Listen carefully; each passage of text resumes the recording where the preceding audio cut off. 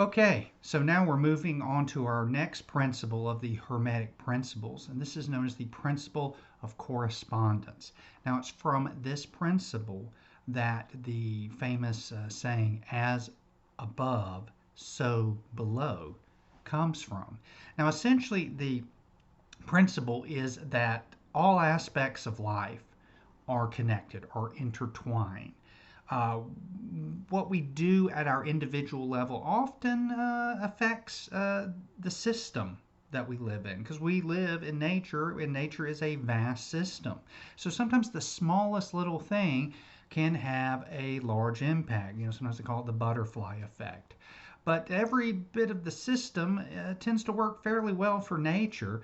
It's just sometimes, I guess, when we get in and we try to beat the system, that we create a lot of havoc within the system.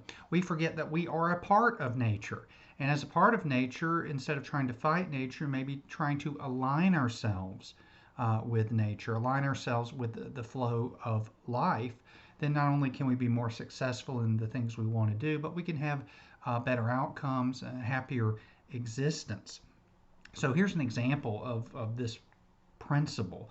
Uh, my backyard one day, I started noticing there were a lot of squirrels, too many squirrels. They were kind of taking over my backyard.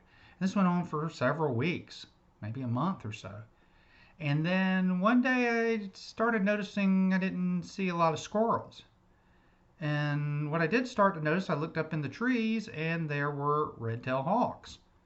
So the hawks had shown up because the squirrels had multiplied and gotten larger as a group. And so that's a food source. So somehow nature sent the hawks to balance out the flow of life. Now it's like, well, why were there so many squirrels? And then it dawned on me that I had some oak trees around the house. For that year, there were more acorns that fell than usual. So the increase of the acorns led to an increase of the squirrels, which led to an increase of the hawks, who then decreased because they had decreased the squirrel population, and then the nuts had decreased due to the squirrels. And it's this wonderful, beautiful flow of interconnection. Now, we take this principle for ourselves, in that the principle of correspondence says there is a coherence between our physical world and our mental world, our emotional world. We as a human being have a way of affecting our world, and our world affecting us. But at the same time, our thoughts, create our emotions. Our emotions create our actions. Our actions can solidify our thoughts, and we become locked sometimes in these vicious circles. And when we're wanting to create things in our life and change our life, until we start to adjust things in in these patterns of systemic interaction, we're going to continue doing it. So we have to change the way we think, change the actions we take, which then changes our emotions. Our inner world oftentimes is a reflection of our outer world, and our outer world is a reflection of our inner world. We project a lot of our stuff out onto the outside world. If we believe that everything is horrible, our brain is geared to pick up those messages to reinforce that. So if we think everything is wonderful, we'll pick up messages about that. If we try to go with the flow of the world, but yet we're carrying so many preconceptions about the world that inhibits that flow, no matter what's going on, we forget that we are a part of this dynamic interaction. And we kind of think life happens to us rather than we are co-creating things with the world. A lot of times our perceptions often become our projections, which then become our perceptions. So what we're projecting outside the world comes back to us, and then we start to live our life on those projections and perceptions. But again, forgetting that we are the one who's oftentimes creating that. So rather than try to attempt to control everything in the outside world, what the principle of correspondence says is, let's first kind of look at this internal world.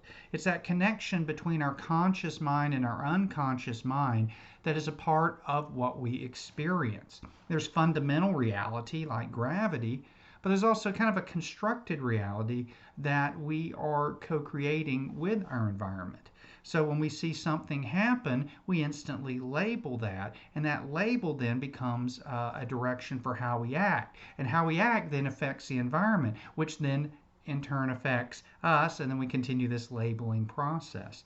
Now, in esoteric systems, the principle of correspondence, you find like in magical systems, carrying out a certain ritual or a certain act in the hope, called sympathetic magic, to affect another part of one's experience is very common and has been pursued throughout history. But just on a more just everyday kind of look at this principle is just seeing where do we fit in nature. Are we really co-creating that, or are we trying to force our perceptions on the world? Are we interacting with the world in a way that's works for us? Are we accepting what's giving to us?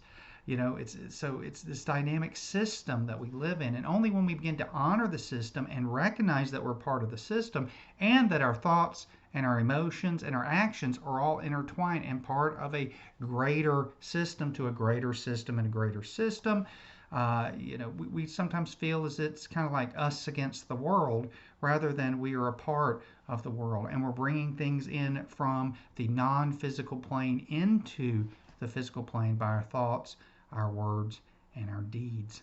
So this is just a brief overview of the principle of correspondence. There's lots of stuff that we could go into there, but just wanted to share a little bit of that with you. So we'll move on to our next principle in the next video. Thanks for watching.